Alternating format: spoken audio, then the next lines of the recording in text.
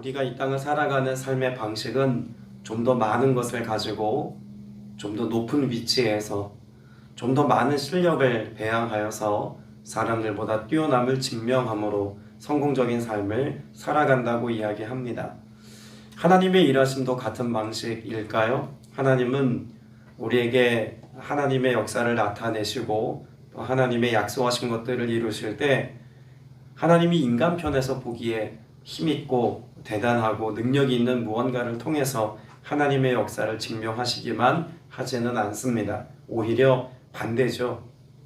하나님께서는 오히려 힘없고 또 나약한 자들을 통해서 하나님의 크고 놀라우신 행적을 드러내기도 하시고 또 하나님이 하시고자 하시는 그 어떤 사명과 하나님 나라 일들을 약한 자들에게 맡기셔서 그 연약함을 통해서 강함을 드러내시는 하나님의 능력을 성경에 기록하기도 합니다.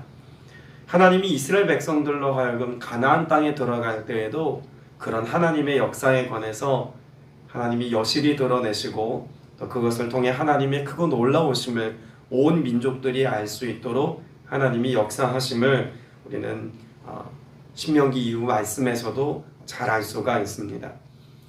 특별히 신명기 7장 말씀은 그런 하나님의 역사가 얼마나 신실하게 성취될 것인가에 대한 하나님의 언약인 동시에 또 그들이 가나안 땅을 차지하기까지 얼마나 하나님의 능력을 신뢰하며 나아가야 하는지를 잘 기록해둔 말씀이기도 합니다. 신명기 6장부터는 하나님께서 이미 앞에 말씀하셨던 5장의 십계명에 대한 하나님의 주석이라고 보시면 됩니다. 어제 보았던 6장의 말씀에서 우리는 이스라엘 백성들을 향한 하나님의 무엇을 강조하고 또 설명하는 것을 보았습니까? 유일하신 하나님. 그래서 하나님만이 이스라엘 백성들에게 유일하신 하나님 되심을 드러내는 말씀들이 있었죠. 1계명이 무엇이죠? 10계명 가운데 1계명이 너는 나 외에 다른 신을 섬기지 말라입니다. 세상의 많은 헛된 이방신들 가운데서도 오직 하나님만이 하나님 되신다라고 하는 것을 설명하는 것이 6장의 내용이었다면 그러면 7장에서는 이제 두 번째 계명에 대한 하나님의 주석과 설명을 말씀하시지 않겠습니까? 두 번째 계명이 뭐죠? 너를 위하여 새긴 우상을 만들지 말고입니다. 그리고 그 우상을 섬기지 말라고 하시는 하나님의 준엄한 말씀도 있죠. 7장에서 강조하고 있는 내용은 바로 이 두 번째 하나님의 계명에 대한 내용임을 알 수 있습니다. 그래서 하나님께서 이스라엘 백성들로 하여금 그 땅에 살고 있었던 힘있는 여러 족속들을 내어 모시고 또 그 땅에 살고 있었던 원주민들과 혼인하지 말 것에 대하여 말씀하신 것도 다 무엇과 연관이 있는 걸까요? 우상 숭배의 문제와 연관이 있다는 것입니다. 하나님께서 그 우상 숭배라고 하는 것도 결국은 인간의 삶의 방식과 결부된 삶의 태도 아니겠습니까? 많은 신들을 섬기고 그래서 그 많은 신들의 힘을 빌려서 내가 이 땅에서 나의 능력과 나의 원함대로 성공적인 삶을 살고자 하는 인간의 욕망과 욕심이 반영된 것이 무수히 많은 우상들의 모습이기도 합니다. 그런데 하나님께서 그 모든 우상들을 내어 쫓으시겠다라고 말씀하신 것은 결국 하나님이 하나님 나라 역사를 이루어 가실 때 무엇을 용납지 않으시겠다는 걸까요? 죄에 대해서 하나님은 그 어떤 여지도 남겨두지 아니하시고 철저하게 깨끗이 하시고 정결케 하시겠다고 말씀하시고 있는 겁니다. 하나님이 그 모든 이스라엘 백성들 이외의 민족들을 내어 쫓으실 때 하나님이 하지 말라고 혹은 하라고 명령하시는 명령이 7장에 기록되어져 있는데 2절에 보면 내 하나님 여호와께서 그들을 내게 넘겨 내게 치게 하시리니 그때에 너는 그들을 무엇할 것이라고 말합니까? 진멸하라고 말합니다. 그 어떤 것도 남겨두지 말고 진멸하라고 말씀합니다. 죄에 대한 태도가 어떤 것이어야 합니까? 진멸함이어야 합니다. 우리가 하나님의 거룩한 백성으로 오늘을 살아갈 때 죄에 대한 용납이나 혹은 세속의 수많은 우상의 것들과 같이 하나님의 자리를 대신할 만한 내가 하나님보다 더 사랑할 만한 무언가를 우리 마음의 여지로 두고 살아가서는 안 된다는 것을 하나님이 말씀하고 계시죠. 6절에 보면 너는 여호와 내 하나님의 무엇이라고 말씀합니까? 성민이라고 말씀합니다. 하나님이 구별하여 하나님이 택하시고 하나님이 세우신 하나님의 나라를 이루어가고 하나님 나라 유업을 계승하는 성민이라고 말씀하고 있습니다. 근데 성민된 하나님의 자녀가 우상 숭배를 용납하고 우상 숭배를 용납할 만한 여지가 있는 여인과 혹은 이방 족속과 혼례하고 가정을 이루어서 살아간다면 무엇이 깨어진다는 것입니까? 하나님을 경외하고 사랑하는 마음이 깨어진다는 이야기입니다. 하나님만을 의지하는 믿음의 태도가 훼손된다는 것을 하나님이 말씀해 주고 계신 것 아니겠습니까? 그래서 하나님은 진멸하라고 말씀합니다. 어떻게 보면 잔혹한 명령처럼 들릴지도 모릅니다.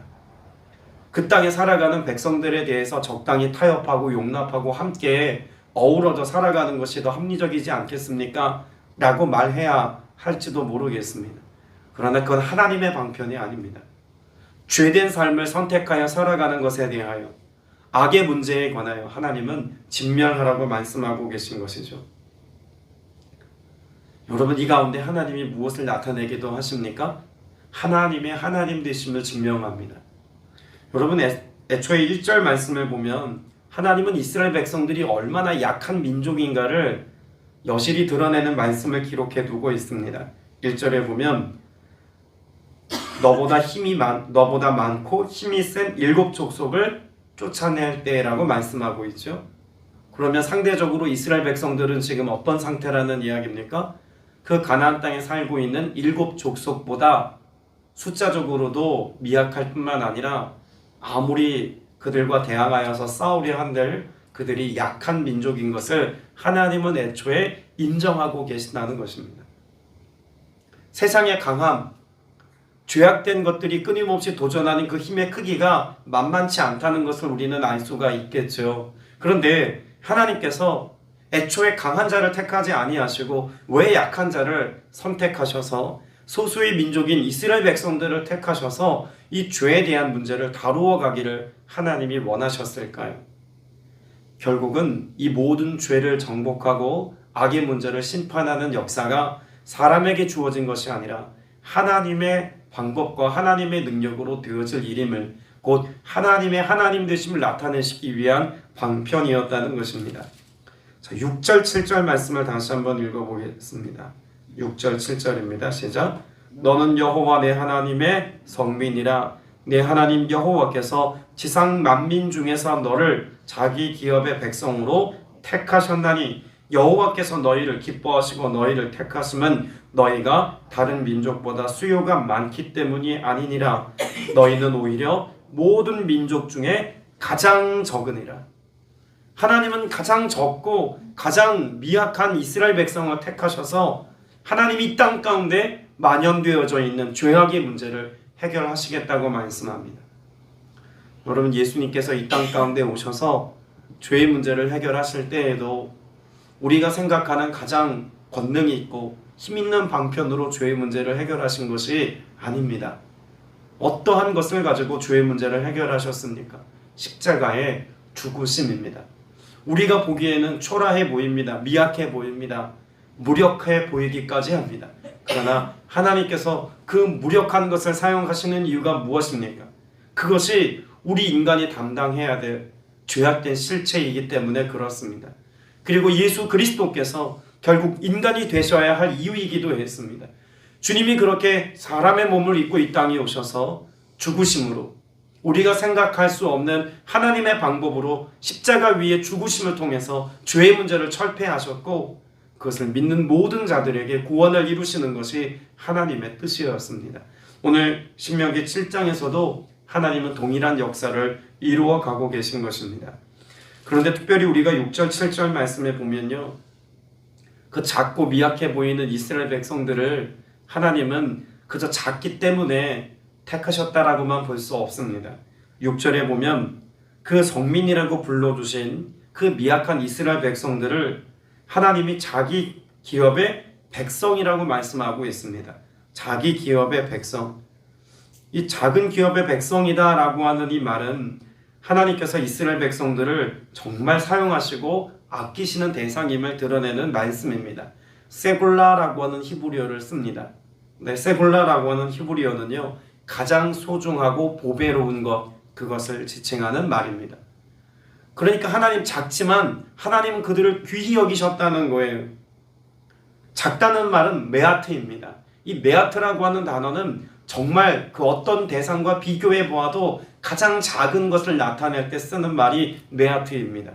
그러니까 누가 보아도 미약하고 누가 보아도 비교해 볼 만한, 견줄 만한 것이 되지 못하는 작은 존재이지만 하나님이 귀하게 여기시니 그들을 통해서 세상의 악의 문제를, 죄의 문제를 하나님이 다루시고 하나님의 하나님 되심을 그들을 통해 나타내신다는 말씀입니다.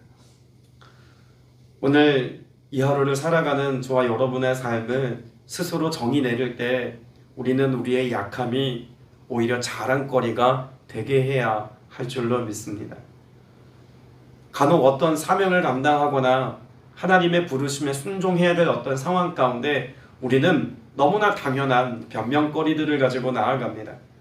내가 건강하지 못해서, 혹은 내가 많은 재정을 갖고 있지 않아서, 혹은 나이가 상대적으로 많아서, 남들만큼 많은 지식이 없어서, 우리는 없음에 관하여, 약함에 관하여 끊임없이 변명거리로 삼으려고 합니다.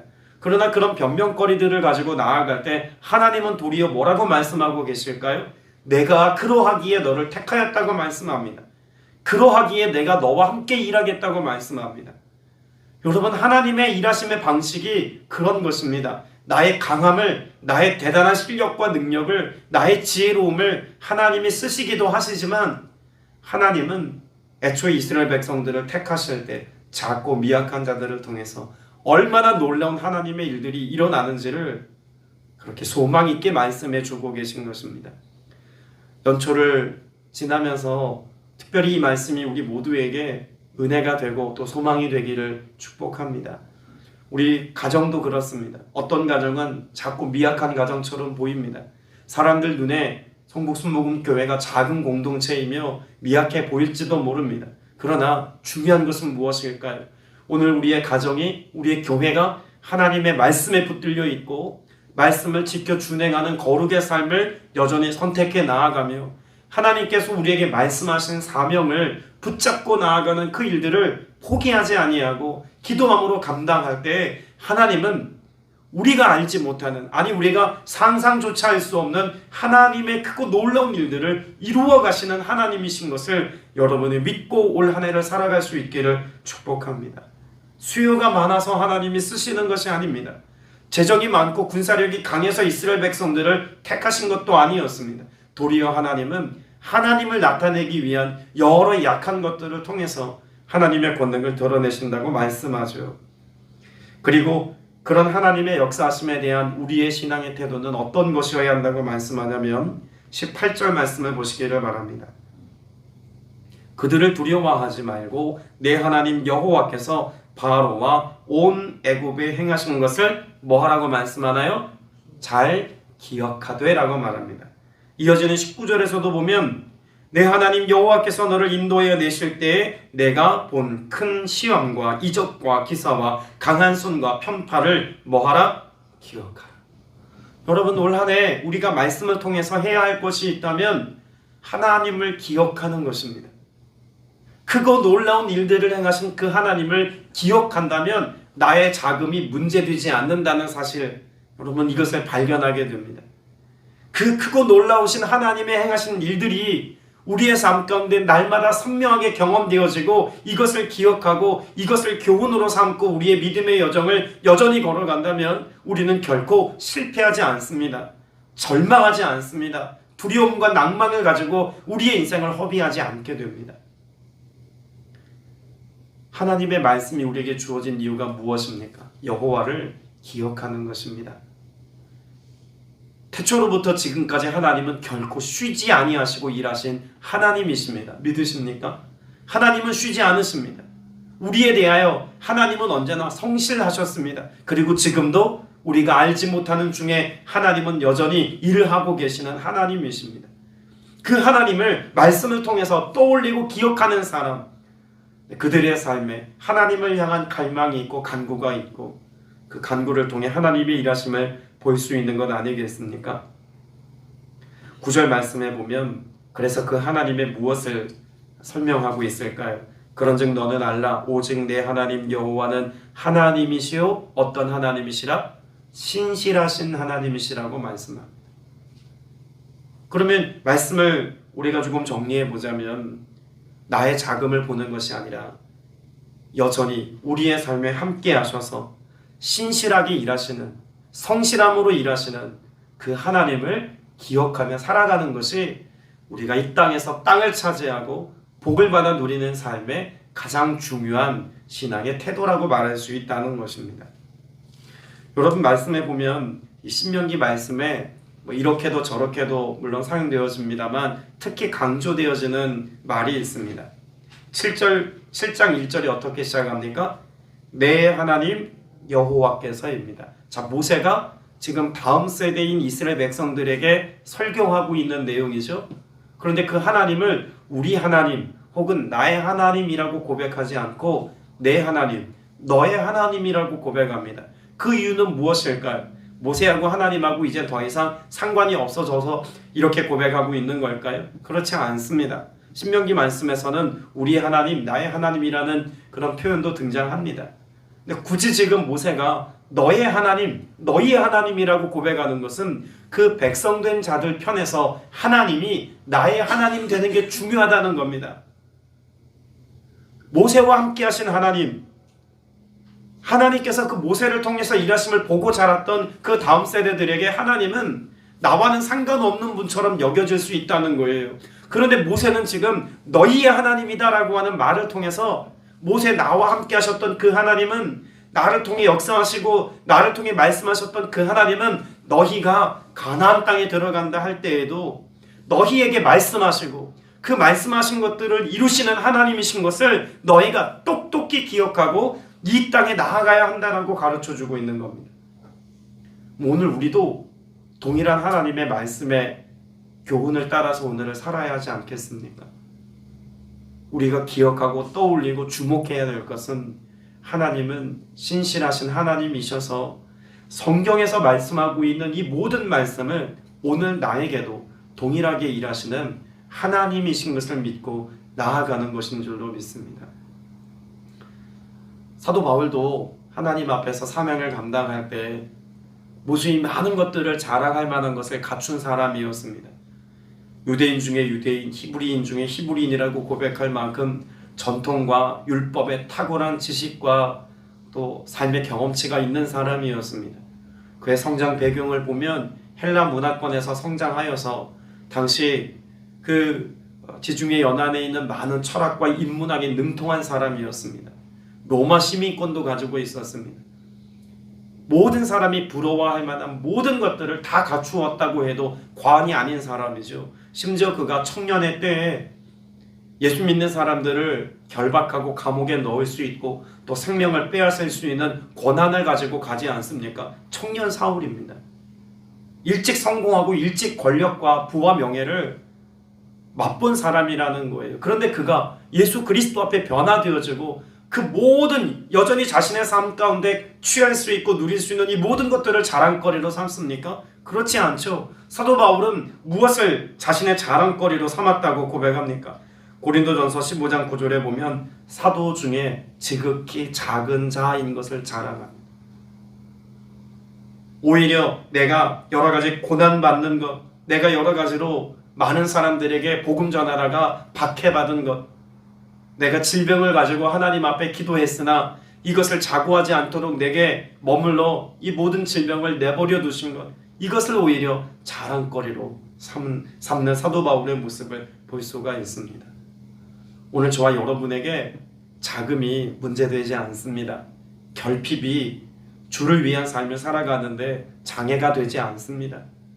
그 어떤 것도 우리의 삶 가운데 주를 위한 삶을, 주님의 말씀을 성취하는 삶의 방해거리가 되지 않는다는 것을 기억하십시오. 어떤 분들은 이런 질문하시는 분들이 있습니다. 앞에 7장 1절 전반부에 보면 힘이 많고 힘이 세고 숫자가 많은 그 7 족속을 하나님이 다 몰아내시고 이스라엘 백성들 그저 편안하게 들어가 살도록 하시면 안 되었습니까? 왜 내버려 두시고 전쟁이라고 하는 치열한 삶의 현장 가운데 이스라엘 백성들을 내어 모셨습니까? 22절 말씀 보겠습니다. 7장 22절입니다. 같이 읽겠습니다. 시작. 내 하나님 여호와께서 이 민족들을 내 앞에서 조금씩 쫓아내시리니 너는 그들을 급히 멸하지 말라. 들짐승이 번성하여 너를 해할까 하노라. 여러분, 하나님께서 그 7족속을 내버려 둔 이유가 있습니다. 하나님께서 그 땅에 살고 있는 들짐승들을 그들로 하여금 막고 서도록 하신 것이 이유라는 것입니다. 그 들짐승들의 그 해악함이 얼마나 큰 것인지 우리는 잘 짐작할 수는 없습니다.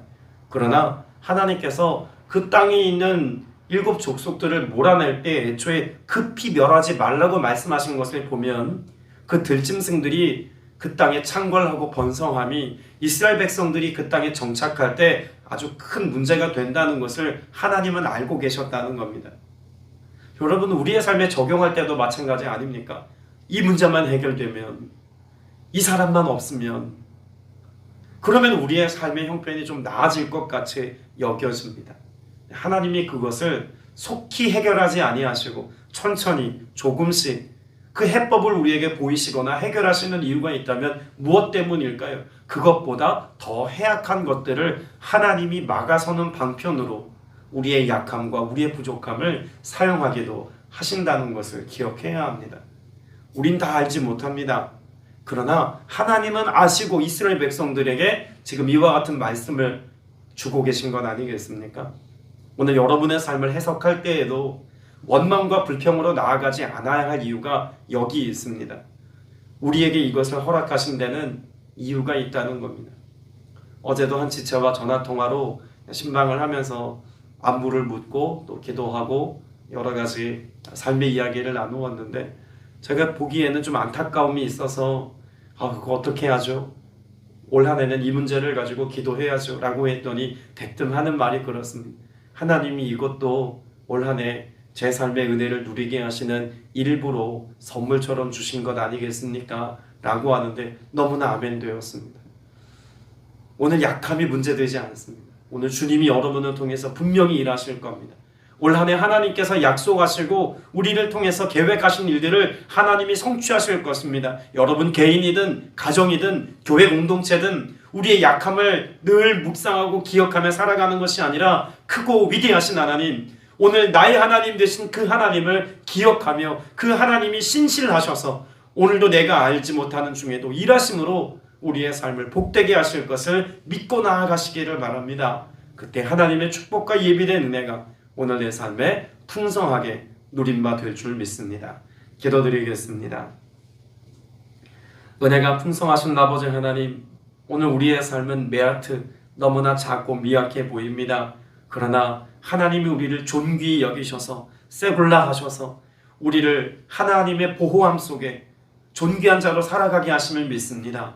주님, 세상과 비교해보면 작고 미약해 보이나 하나님이 우리를 귀히 여기시는 이상 우리는 이 땅의 삶에서 패배하지 않습니다. 절망하지 않습니다. 두려워하지 않습니다. 뒤로 물러나지 않습니다. 오직 주와 함께 믿음의 고백을 가지고 하나님이 기업으로 주신 땅을 차지하듯 하나님의 나라를 이루어가는 사명을 여전히 감당합니다. 성령님 역사하셔서 여기 모인 하나님의 거룩한 백성들을 통하여 하나님 이루시고자 하시는 하나님 나라 역사를 이루어가게 하시고 그 가운데 살아계신 하나님, 신실하신 하나님을 뜨겁게 경험하며 하나님을 더욱 사랑하는 믿음에 권속되어 살아갈 수 있도록 은혜 베풀어 주옵소서. 권능으로 역사하실 것을 믿사오며 살아계신 우리 구주 예수 그리스도 이름으로 기도드렸사옵나이다. 아멘.